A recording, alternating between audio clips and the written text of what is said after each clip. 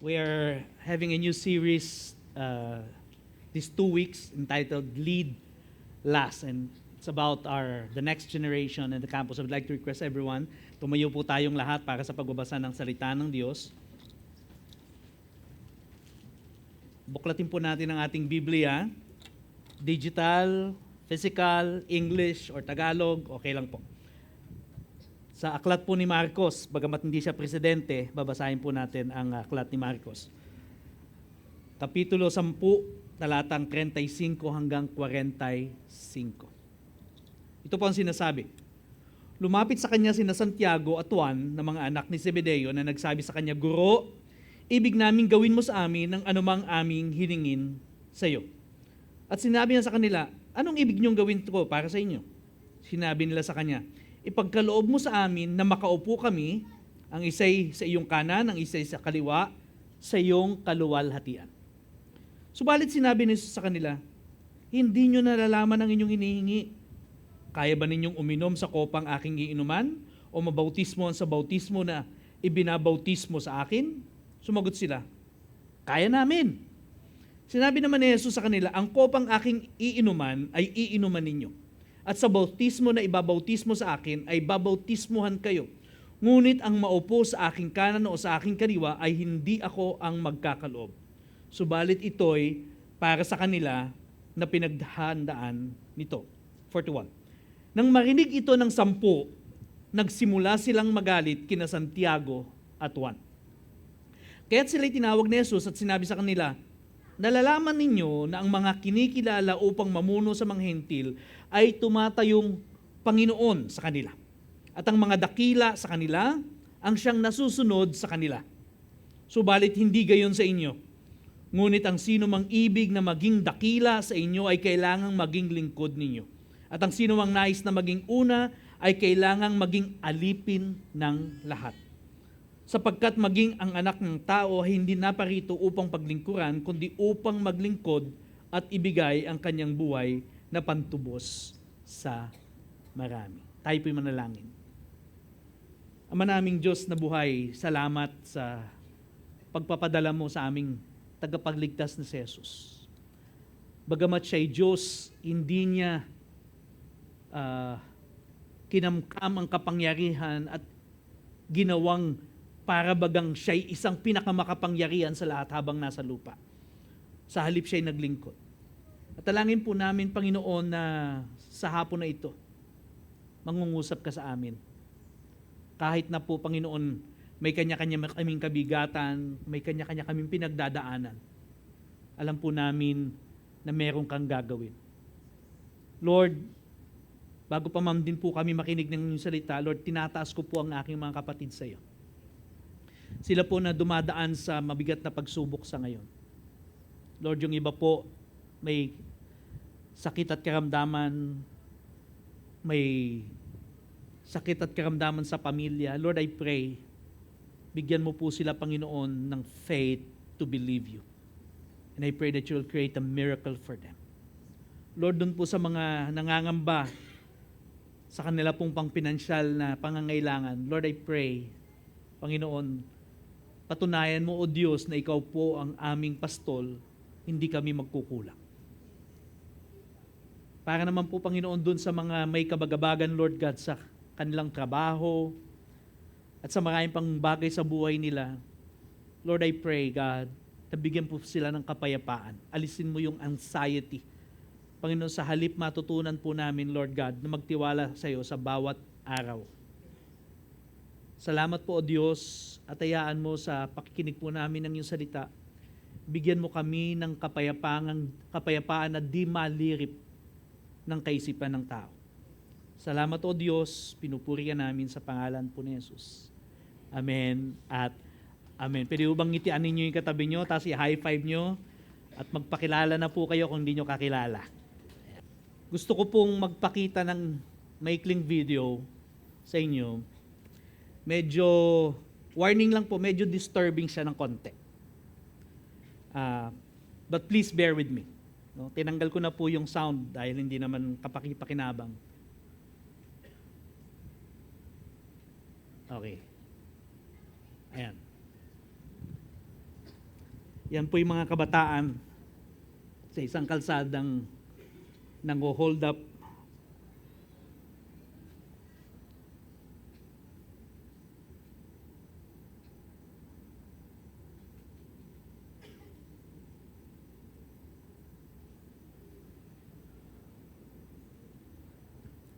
Wala pong magawa ang mga pasahero dahil yung iba po sa kanila may hawak na ice pick.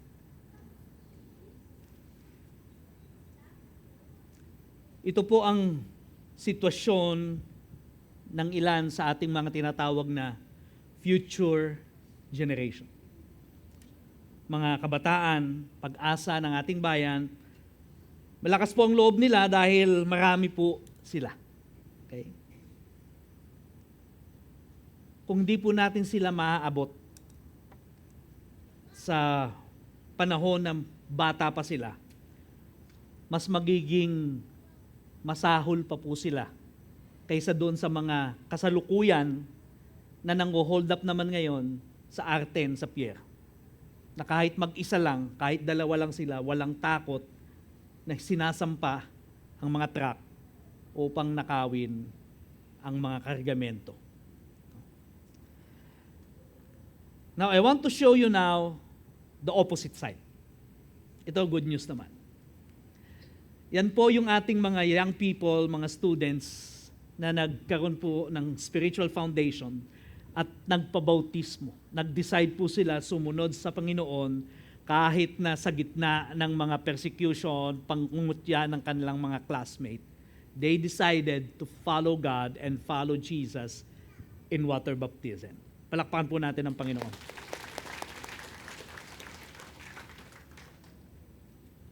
Our young people are destined for greatness. At deserve po nila yung chance na maabot yung destinasyon na yon. Okay. Alam niyo ba na bawat isa po sa atin, we are destined for greatness. At hindi po masama ang mag-aspire ng kadakilaan. In fact, we are meant for greatness kahit pa po noong creation pa lamang. You see, God created this huge universe. At tapos po lumikha si Lord ng maliit na plot of land called Garden of Eden. Okay, just imagine with me, huge universe, parang buong SM MOA, parang ganon. Imagine nyo. Tapos, merong paso doon na ang tawag, maliit na paso na ang tawag ay Garden of Eden. Parang ganon.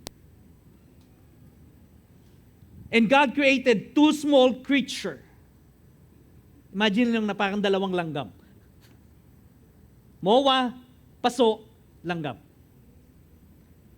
And God created these two creatures and told them sa Genesis chapter 1 verse 28, sila'y binasbasan ng Diyos at sa kanila'y sinabi ng Diyos, kayo'y magkaroon ng mga anak, magpakarami, punuin ninyo ang lupa, ang MOA,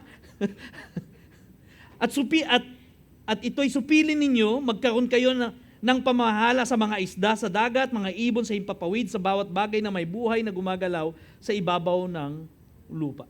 Such a small creature, napakalaki nung task mula po sa dakilang Diyos. We are meant for greatness. As small as we are, yes, we are meant for greatness. Mga kapatid, the quest for greatness is never wrong. Pero yung magkapatid po na si James o si Santiago at si Juan, they were seeking greatness via possession and proximity. Verse 37 ang sabi, ipagkaloob mo sa amin na makaupo kami, yung isa sa kanan, yung isa sa kaliwa, kapag dating mo na doon sa iyong kalawalatian, sa iyong kaharian. Ang kanan po at kaliwang upuan ay simbolo ng mga panahon na yon, kahit naman po hanggang ngayon, simbolo po ito ng kapangyarihan, otoridad at ng impluensya. Kapag tinawag yan, kanang kamay ni Mayor yan, alam mo na ang ibig sabihin. Kanang kamay ng presidente yan, kanang kamay ni boss yan. Okay?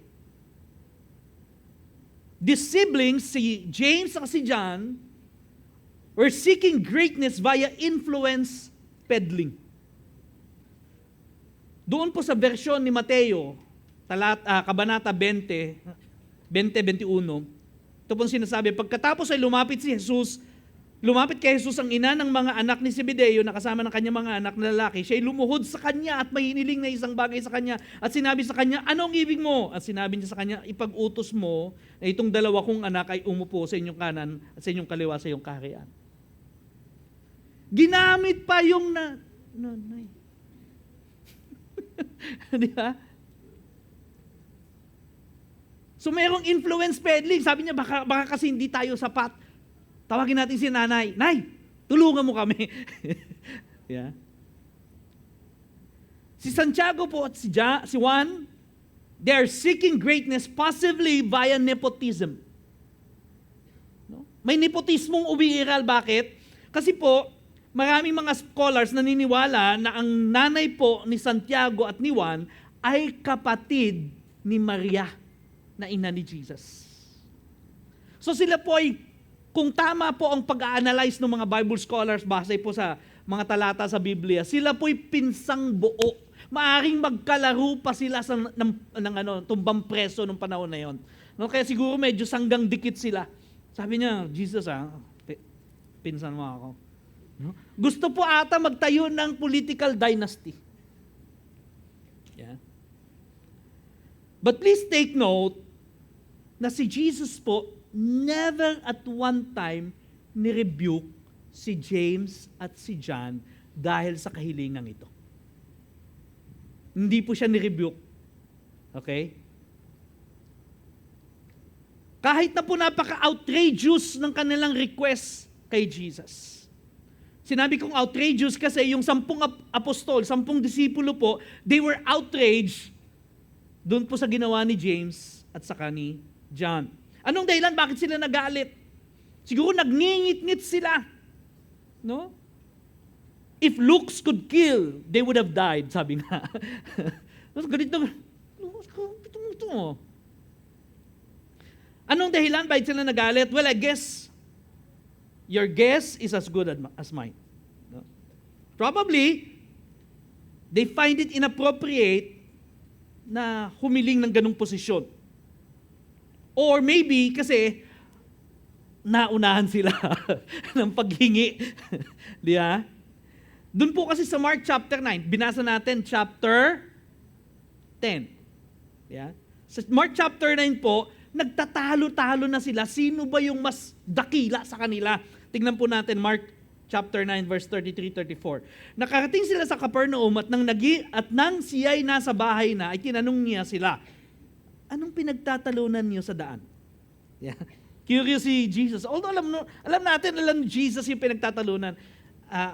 Ano nga ba yung pinagtatalunan niya, mga disipulo ko? Okay.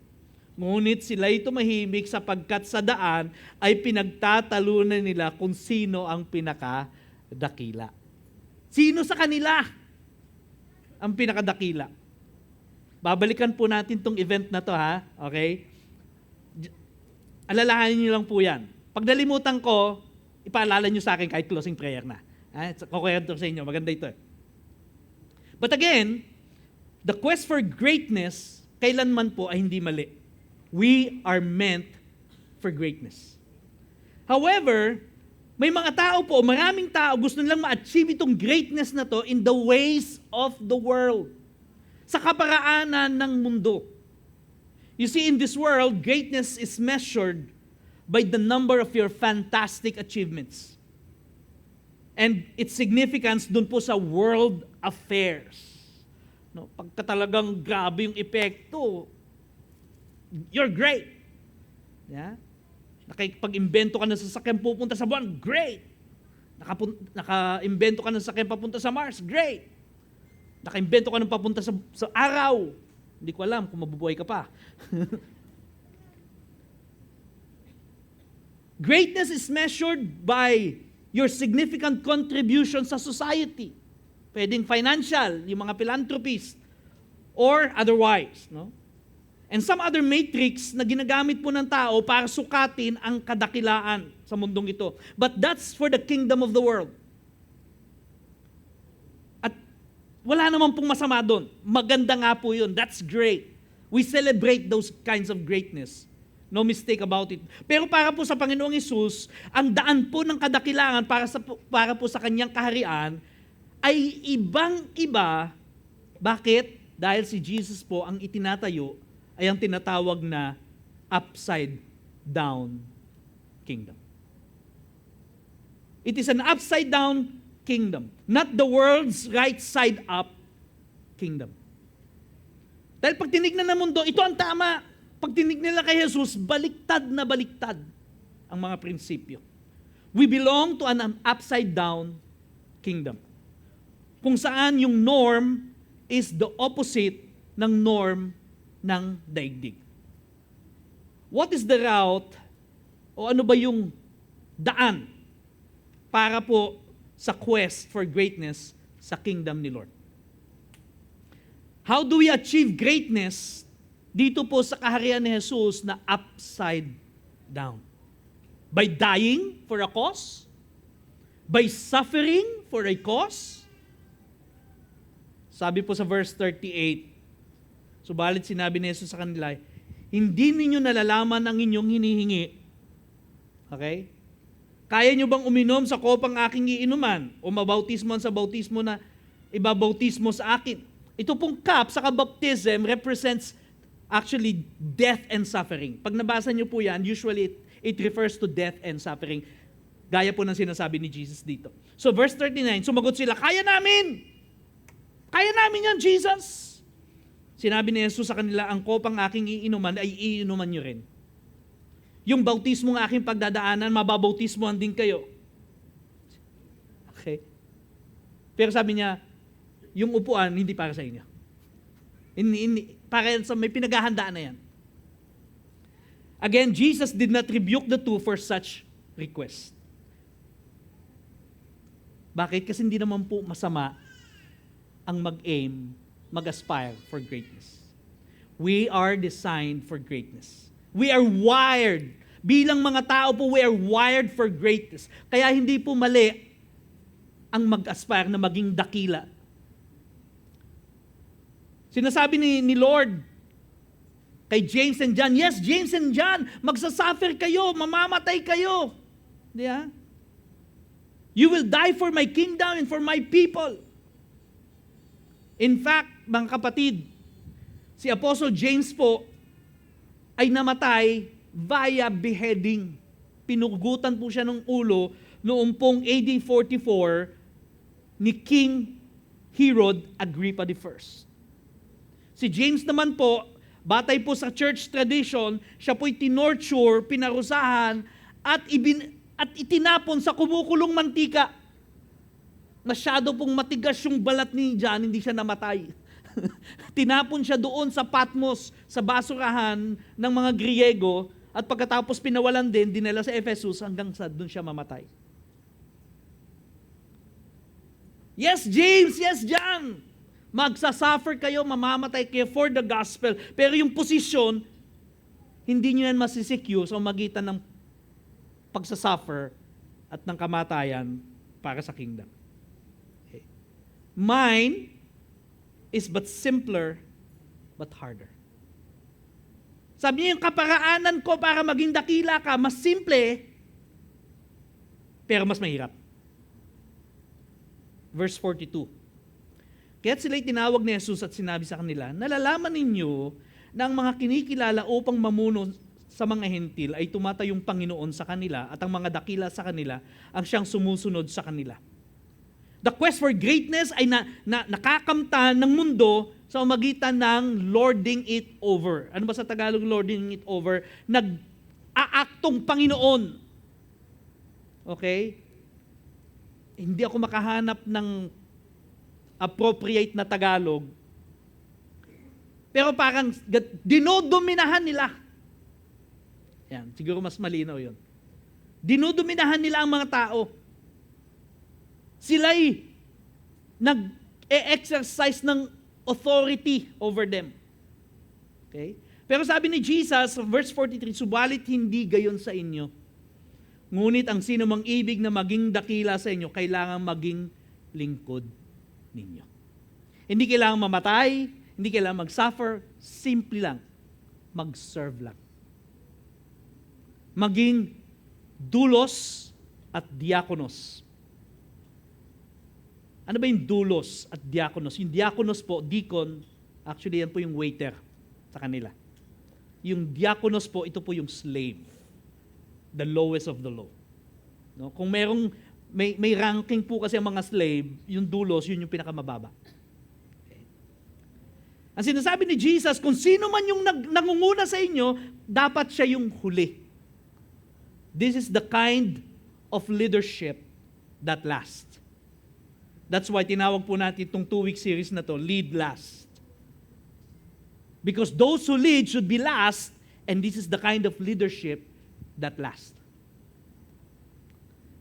Ito po ang tinatawag natin na the paradox of biblical leadership.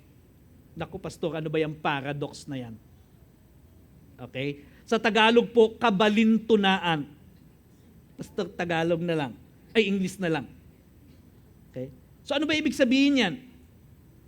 It simply means seeming contradiction.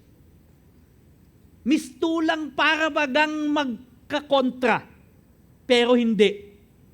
Ang halimbawa po niyan sa mga sinabi ni Jesus, he who finds life will lose it. He who loses life will find it. Paradox. The first will be last and the last will be first. Paradox. Okay? Mga kapatid, the world is leading by lording it over. Pero hindi ganyan po ang sakarian ng Diyos. Tayo po ay leading by serving others. Nakikita po ng mga tao sa mundo na ang kadakilaan ay sa pamamagitan ng kasikatan, fame. Kaya lahat ng pwedeng i-video, lahat ng pwedeng i-vlog. Kaya ano sabi ni Jesus, not so among you. We serve even in anonymity. Kahit hindi kilala, kahit hindi alam ang pangalan mo, okay? Maglilingkod. Kahit walang nakakapansin, tuloy lang. Kasi nga si Lord naman yung pinaglilingkuran. Amen. Ang mga tao po, they seek worldly significance. Kailangan importante ka sa mundo. Ano sabi ni Jesus? Not so among you. We serve even in obscurity. Hindi kailangan laging nasa stage o nasa harap ng mga tao. Kahit nandun ka lang sa likod ng tech na walang nakakakita sa'yo, walang pumapansin sa'yo. Di ba? Mapapansin ka lang pag mali yung lyrics at saka ayaw lumabas ng keynote. Lahat ng tao parang, di ba? Kahit taga-edit ka lang ng video, napapanood nila lahat yung video, pero ikaw hindi nila alam kung sino. Yeah. Kahit hindi alam ng marami sa church na pumupunta ka sa campus para mag-reach out ng mga bagets kahit ikaw ay boomers na o kaya Gen X na. Walang nakakala, okay lang. We are leading by serving. Why? Sabi po ng verse 45, sapagkat maging ang anak ng tao ay hindi naparito upang paglingkuran, kundi upang maglingkod at ibigay ang kanyang buhay na pantubos sa marami. Kahit daw po si Jesus, siya na yung anak ng tao, the Son of Man. Okay? Sabi niya, He came not to be served, but to serve. Yung pong titulo na Son of Man ay paborito pong titulo ni Marcos para po kay Jesus. Okay? Ito po'y medyo ironic. Ano? Ayoko ng Tagalogin, hindi ko alam Tagalog ng ironic eh. No? Parang ironic. Teacher, ano bang ironic?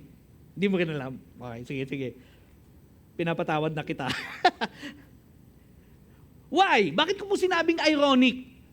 Kasi po, itong titulo na to, Son of Man, yan po'y kinuha mula po sa aklat ni Daniel.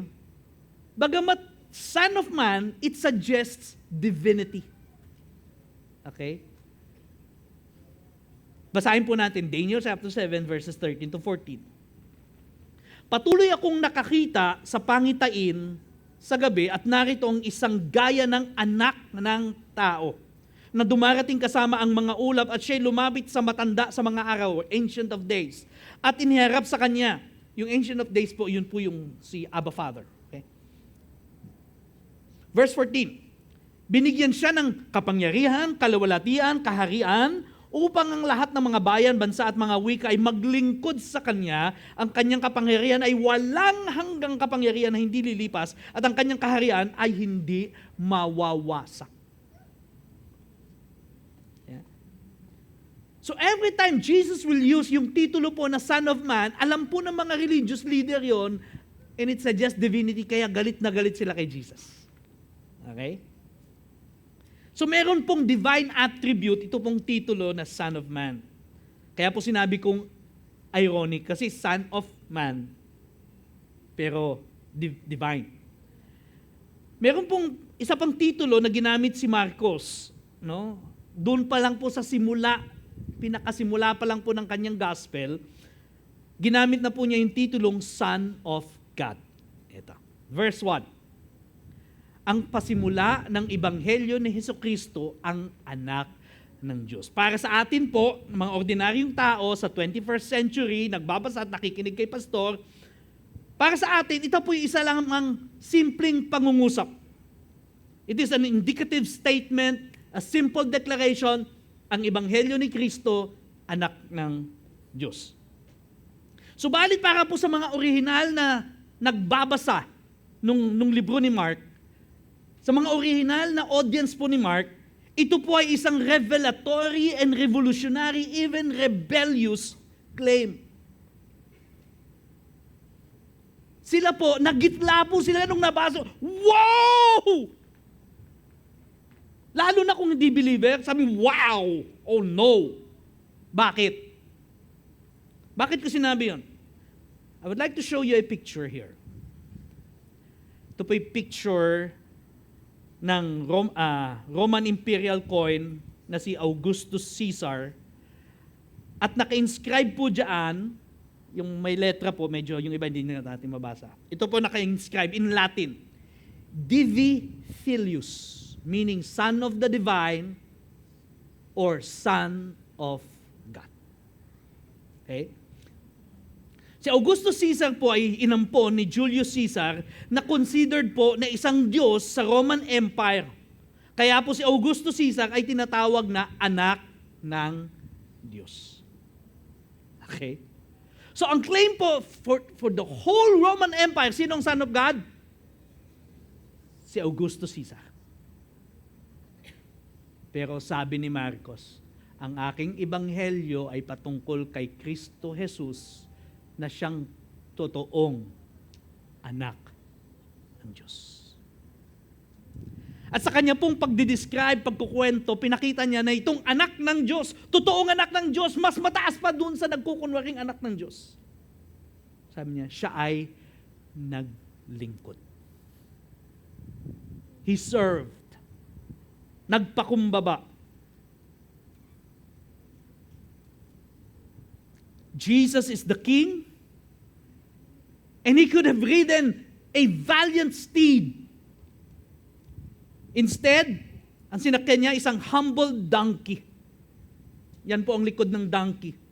Kahit po yung likod ng donkey, sinasabi na sa atin kung ano mangyayari sa kanya. Nakita po ninyo? Nakita niyo yung cross? Ganyan po ang itsura ng likod ng donkey. Even the donkey itself is telling us kung ano mangyayari kay Jesus. Jesus served. Pinagaling niya yung mga tao kahit na panahon, oras ng pamamahinga. Istorbohin siya, sige lang. He served. He touched the lepers na wala man lang kahit isang mag-dare na i-touch. Bakit? Unclean. He even dared to go to the house of a Roman centurion para pagalingin yung kanyang servant. No? Kahit walang religious leader gustong pumunta sa Roman centurion. Pero sabi niya, sige, pupunta ako. Napigilan lang siya. Sabi niya, okay na po, sabihin mo lang, gagaling na yung aking lingkod. Jesus performed a task that is only meant for the lowest of the slaves. Ano yun? He washed the disciples' feet. Nung walang gustong mag-initiate, kasi siguro wala yung servant, wala yung slave na maghuhugas ng paa nila, kasi kailangan maghugas ng paa bago pumasok sa bahay dahil galing sila sa maruming kalsada. Pero nung nagpasukan sila, walang gustong maghugas ng paa para sa kanila. Anong ginawa ni Jesus? Si Jesus po ang naghugas. Trabaho ng lowest of the low. At ang sabi po ng Bible, yung ginawa daw po yung ni Jesus ay pagpapakita ng kanyang utmost love para sa kanila. He served. In a way that seems like undignified, unremarkable, and obscure. Sabi po sa John chapter 13 verses 14 to 17 sa Tagalog, kung ako nga na Panginoon at Guro ay naghugas ng inyong mga paa, kayo man ay dapat ding maghugas ng mga paa sa isa't isa. Sapagkat kayo binigyan ko ng halimbawa. I have shown you the example upang gawin din ninyo ayon sa ginawa ko sa inyo. Katotohanan ang sinasabi ko sa inyo, ang alipin ay hindi higit sa dakila kaysa sa kanyang Panginoon o ang sinugo ay higit na kadakila kaysa nagsugo sa kanya. Kung nanalaman ninyo ang mga bagay na ito, mapalad kayo kung inyong gagawin. Mapalad kayo kung yung ito'y gagawin. If you do them, sabi ng Bible, not if you know them, many people knows this, pero sabi ni Jesus, if you do them, you're blessed. Because blessed are we when we serve in humility and in obscurity. As a church, how do we wish to apply this truth? How do we want you and me, you, and all of us, to respond sa katotohanan ito? Balikan po natin ang Mark chapter 9. Sinasabi ko sa inyong istoryang gusto kong balikan mamaya. Ito na po yon. Pwede nang gumising yung iba. Ayan, ito na. Kasi alam ko yung iba, sabihin, pastor, yun ang importante. Okay. Mark chapter 9, verses 35 to 37. So, tinanong ni Jesus, ano bagang pinag-uusapan ninyo? Abay, ayaw sumag-out. Bakit? Kasi nag-uusap sila, sino kaya pinakadakila sa atin eh? So, dahil alam ni Jesus, ito ang ginawa niya. Siya'y umupo, tinawag ang 12 at sa kanila'y sinabi, kung sino man ang nagnanais maging una, siya'y dapat maging huli sa lahat ng lingkod ng lahat. At lingkod ng lahat. 36, kinuha niya ang isang maliit na bata, okay, at inilagay sa gitna nila. Siya'y kanyang kinalong at sa kanila'y sinabing, ang sino mang tumatanggap sa isa sa mga ganitong bata sa aking pangalan, ako ang tinatanggap. At ang sino mang tumatanggap sa akin ay hindi ako ang tinatanggap, kundi ang nagsugo sa akin. Ang bata po sa kulturang Hudyo, wala pa po silang mako-contribute sa totoo lang. Sa kulturang Hudyo. They have nothing to contribute. Hindi nga po sila kasama sa census. Pag sinisensus yung mga tao, hindi sila counted. Yan po ang kulturang Hudyo. But it doesn't mean they are insignificant in the eyes of God.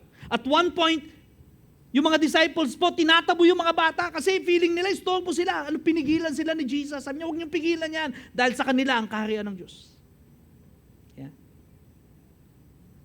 In God, a child considered as insignificant by the world is as significant as everyone else. And that's the truth. That is why dito po sa ating iglesia, we put premium in the next generation. We are all invested in the next generation dahil lahat po sa atin, kahit anong kalalagayan natin, meron pong next generation sa atin. Businessman ka, may next generation. Magulang ka, syempre may next generation. Lola ka, may next generation. Ate ka, kuya ka, definitely may next generation. All of us are invested in the next generation. Okay? We need to train them to serve the Lord dito po sa mundong ating ginagalawan. Hindi lamang po sa iglesia, hindi lang po dito sa church. Ayaw natin na magaling sa church pagdating sa mundo, lousy. Okay? Maagang umaattend sa church pagdating sa trabaho, late. 1 hour ng late, pagpasok may makeup muna. Tapos 1 hour maagang nagliligpit. 4:00 pa lang nagliligpit na, nagme-makeup na ulit. No? Katatapos pa lang ng merienda break. Yeah. At pag nainip, kakausapin yung kapwa niya empleyado, ikaw na nga magbandiklak para for me. Pero pagdating sa church, ang sipag magsilbi. Ayaw natin ng ganon. Ang gusto natin, matrain natin sila mag-serve ng maayos, hindi lang sa church, kundi sa mundo. Are you with me? But as a church, okay, we put so much premium sa atin din pong kids church. Okay? So much so na bawat kids church facility po, ng bawat facility ng ating church na Victory all over the Philippines at yung every nation churches sa buong mundo, lagi pong merong kids church. We invest heavily. Bakit? Next generation natin yan. Also, we put so much premium sa ating pong mga campuses. Alam niyo po kung ang church ministry ay ihahalin tulad sa isang military, one can argue na tayo po ay nagre-recruit at nagtitrain ng mga Boy Scout and Girl Scout for combat. Okay? Pag pinag-usapan ng campus ministry, gusto mo nang i-train sa combat yan, may uhugin pa yan eh. Tulo-laway pa yung mga yan eh. Hindi, pwede na yan. Train na natin. If church ministry is like a business, is likened to a business, or compared to a business, one can argue na ang campus ministry is a losing business na matagal mag-ROI. Hindi ka pa nagsisimula, lugi na. Alam niyo ba sa U-Belt, yung mga estudyante doon galing ng probinsya, si Leno galing probinsya eh. Galing probinsya, tapos iwiwin nila, dadalhin sa church, i-disciple for 4 years. Minsan 8 years pa. Pagkatapos nun, ano mangyari? Uuwi na sa probinsya. Hindi mapakinabangan sa church. And yet we still do it until now. Why? Kasi niniwala tayo sa next generation. Kasi yung mga na-disciple po sa Jubel, yun yung mga nagplant ng church sa probinsya. Yeah. Sige, palakpakan po natin. Even if they say walang ROI dyan, we don't care what the word says, we care what the Lord says. Jesus said, if you receive a child, you receive me. If you serve a child, you serve me. That is why we will continue to invest sa kids ministry. We will press on in serving the campuses. Yan po, bagong campus na naman na paglilingkuran natin sa Bikutan. Kaya sabi, pwede bang tulungan nyo kami i-disciple ang mga estudyante? When we serve the next generation, we serve Him. When we serve the campus, pinaglilingkuran natin si God who puts premium on a child. Amen? Kung nandito ba yung mga campus missionary, pwede bang tumayo yung mga campus missionary? Pwede bang magpakita? Nasaan ba sila? Palabasin nga. Ayan. Ayan, yan. Sige, tayo lang. Kung nandyan si Peter sa si Mia, palabasin na rin. Pusasan. Si Peter po, is married and a new dad. Okay. Si Jared po, married din and also a new dad. Praise God. Palakpakan natin Panginoon. Si Mia naman po is newly married and an expecting mom. Yan, palakpakan natin Panginoon. Si Seska po, maganda. Okay. I just want to thank you for really standing and championing our campuses in the next generation. Alam ko po ang hirap sa campus dahil ako po ay na-born again na first year high school. Naging campus missionary din po ako ng matagal na panahon. Alam ko po ang hirap. Yung wala kang pera pero kailangan bumili ng maraming french fries para lang ma-invite mo yung mga tao. But these people are laboring in our campuses, championing our campuses, the next generation. And for that, Thank you very much. Palakpakan po natin, Panginoon. Ako po ka na. Meron ba tayo mga student leader na nandito? Meron ba? Pwede man tumayo kung if you are a student leader? I'm not sure kung meron eh. Wala. Nahihiya. Ayan. Ayan, tayo. Ayan. Or involved kayo sa campus ministry, kahit hindi kayo estudyante, pero involved kayo sa campus ministry, pwede bang tumayo? Tayo kayo. Kahit na boomers, kahit na Gen X, ayan, sige po, tayo. Ayan, si teacher, ayan. Maraming salamat po for serving our campus. Amen. Maraming salamat. Palakpakan natin ang Panginoon. Kung meron po kayong mga anak na gusto nyo makonect sa church, ito po yung mga taong dapat nyong lapitan.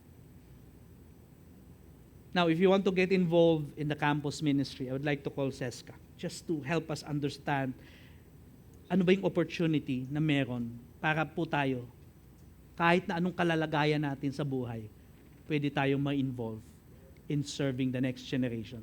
Kasi sabi ng Bible, if you receive a child, you receive me. If you serve a child, you serve me. You serve God. Let's go. Thank you. Hello, Mike. Check. Thank you, Pastor JR, for this opportunity to share to everyone. Kanina pinakita ni Pastor JR yung video ng mga estudyante na natin alam nang hold up ba yun, kung anong trip nila sa buhay na ganun na po yung ginagawa ng ibang kabataan. And recently, we're bombarded with news of violence, abuse, hindi lang from teachers to students, pwedeng students din to students, kapwa nila, estudyante, nagkakasakitan sila, bullying and everything. And personally, it's very heartbreaking. Hopefully, usually, di ba, tayong older generation, ang ano natin is, ano na bang nangyayari sa mga kabataan ngayon? Bakit ganito na sila? And it's so easy for us to just label them na hopeless case na, wala ng moral, ang baba na ng good morals ng ating mga kabataan. But we have to look at it in a bigger picture. In the spiritual sense, may ginagawa po ang kaaway sa buhay ng mga kabataan natin. The reason why Jesus is saying for us to serve the next generation, to serve in the campuses, is because they are the future leaders of our society. Eventually, sila yung magiging future parents, magiging future professionals, future leaders of our nation. And yung mga values na mafo-form po sa kanila while they are in the campus, yun po yung magiging future values ng society natin.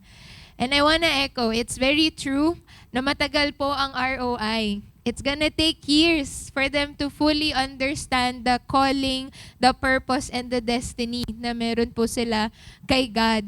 Yung iba, paulit-ulit, i-remind mo na hindi ganyan, ulit-ulit mong i-correct, ulit-ulit mong sasabihan, but it's very worth it.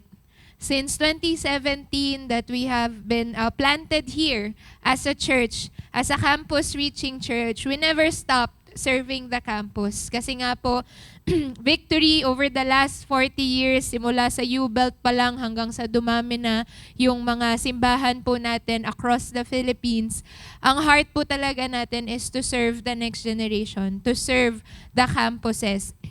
Here in our city, even amidst the pandemic, we helped out through your generosity. We are helping out sa Brigada Eskwela. Tumulong tayo nung kasagsagan ng pandemic where there are students in need of gadgets kasi wala silang gadget for online classes. And through the generosity of our church members, we were able to donate some. Yung iba nagbigay pa ng laptops, mga old laptops nila. And we continue to do that. We do that because these are the next generation leaders. And they're not leaders for tomorrow. Sabi nga, pwede na natin silang gawing leader ngayon pa lang. They can serve right now, right where they are inside their campuses. And we're not yet done. 9 years after, we're not yet done.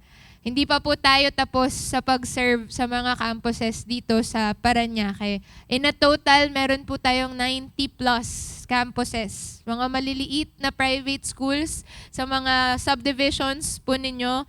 Marami po tayong schools dito sa high schools and colleges dito sa Parañaque.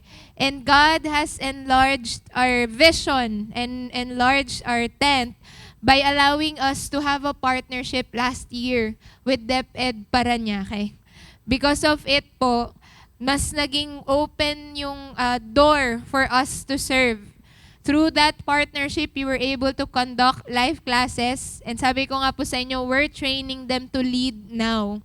We have student leaders helping out in our high schools. Mga college students po ito from PATS, college students from Olivares College, from FEU, from Colegio de Muntinlupa.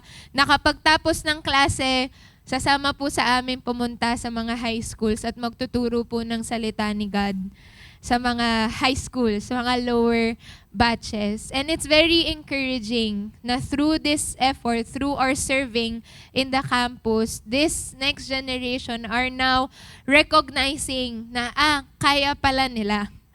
Kaya ko pala, kahit na bata pa lang ako, kahit na estudyante pa lang ako, kaya pala akong gamitin ni God to reach and disciple the next generation. Because church, if we're not gonna disciple the next generation, ang mundo po ang magde-disciple sa kanila. Yung nakikita nating corrupt na values ng mundo po ngayon, yun ang magiging values kapag hindi po natin shinare sa kanila kung sino po si Jesus at kung gaano po sila kamahal ng Panginoon. That's why we want to give you this opportunity because in the next 5 years, up until 2030, we have our Set Foot 2030 vision. We're believing that just as Joshua was blessed and commissioned by God to lead the Israelites, we believe na tayo rin po, we carry that same promise na as we set foot in the campuses, God's gonna give us those campuses. God's gonna give us yung harvest po ng estudyante sa mga eskwelahan po na yon. We started with just 4 last 2024. A total of, I think, 20,000 plus na estudyante with these 4 campuses. And by 2030, 4 years from now, we're believing that we're gonna reach to 30 more campuses. 30 more campuses by the end of 2030. In fact, yung promise po ni God sa Bible na I will go ahead of you, we're seeing it right now. Kasi long before we have set foot in these campuses, meron na po kaming mga nakilalang estudyante galing po. Hindi pa po kami nagpupunta doon sa mismong campus, sa loob ng campus.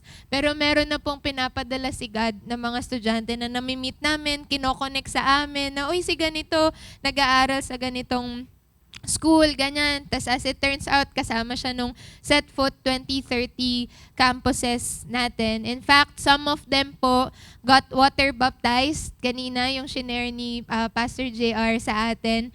10 students yesterday publicly declared their faith and had their water baptism. Some of them galing na po doon sa 30 campuses natin. So the Lord has indeed gone ahead. Palakpakan po natin si God. Because imagine the news that we're seeing sa social media, sa TV, and then we're gonna see these stories. Students reaching out their families, sharing Jesus to their parents. Kaya yung parents niya na supposed to being maghihiwalay na, nare-restore yung marriage kasi nakikilala si Jesus. Yung ate or kuya na galing sila sa broken family, so yung mga kapatid niya, meron ding mga pinagdadaanan or naka-experience din sila ng abuse altogether as siblings. Now, as one student invites yung sibling niya, they got discipled, got connected to our church community. Ngayon, magkakapatid na po silang sumasamba sa Panginoon. Sige po, welcome natin si God.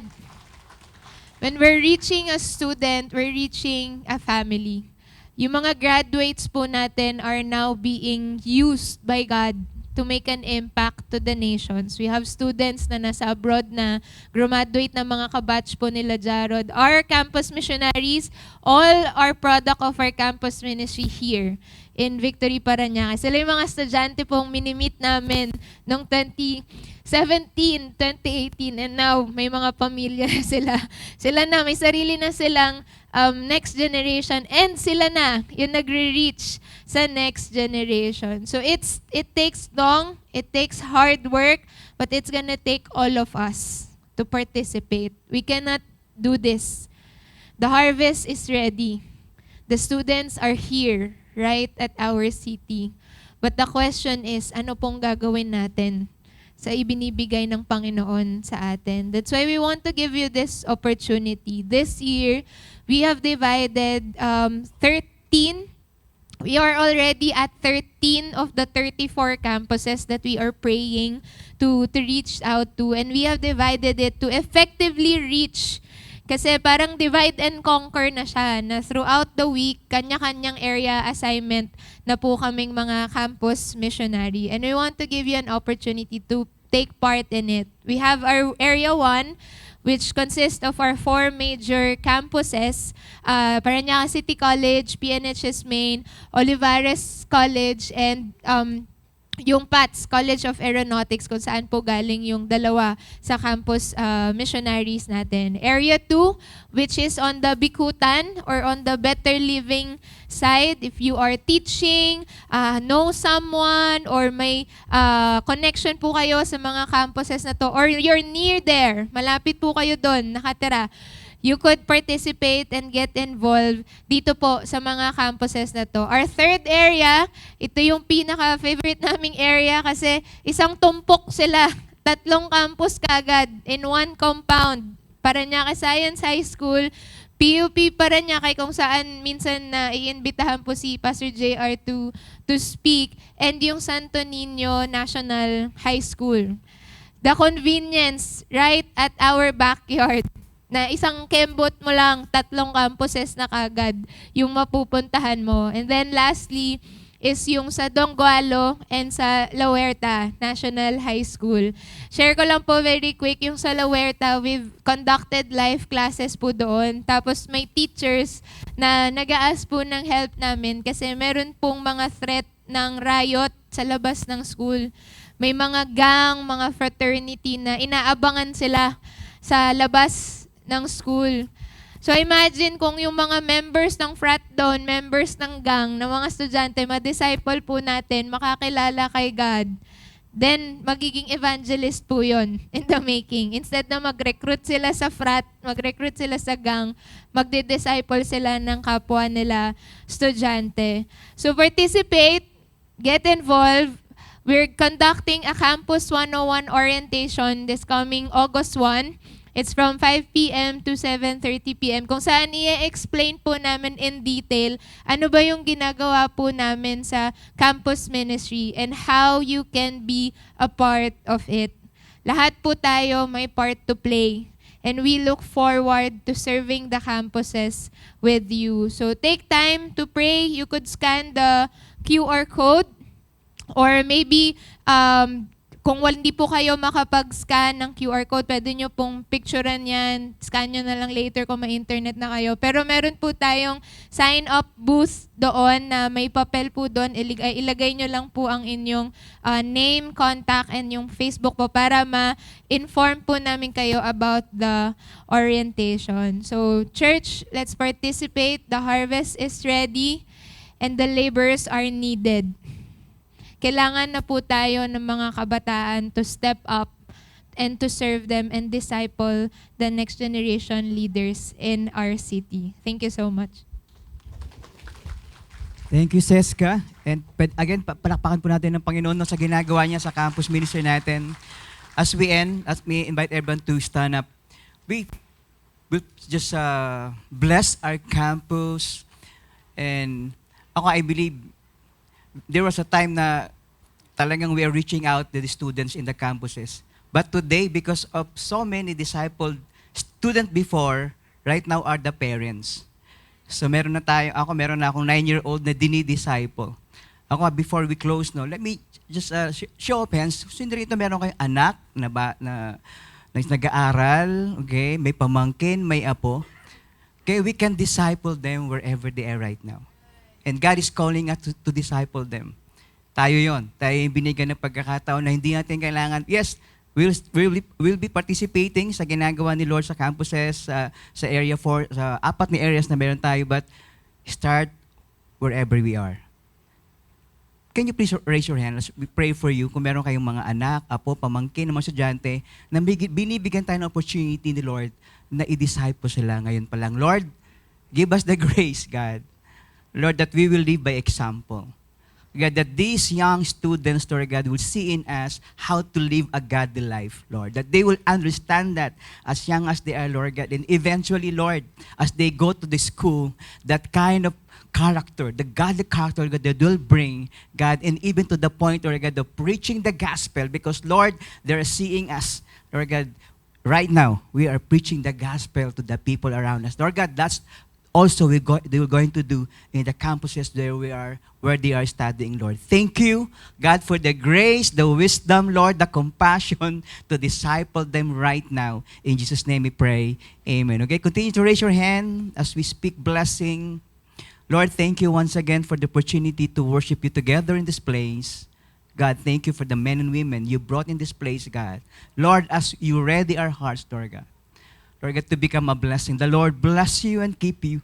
The Lord make His face to shine upon you. The Lord lift up His countenance upon you and give you peace and give you joy and give you grace to serve your family, your neighborhood, your community, and even the students that God is giving in your lives. Lord, thank you.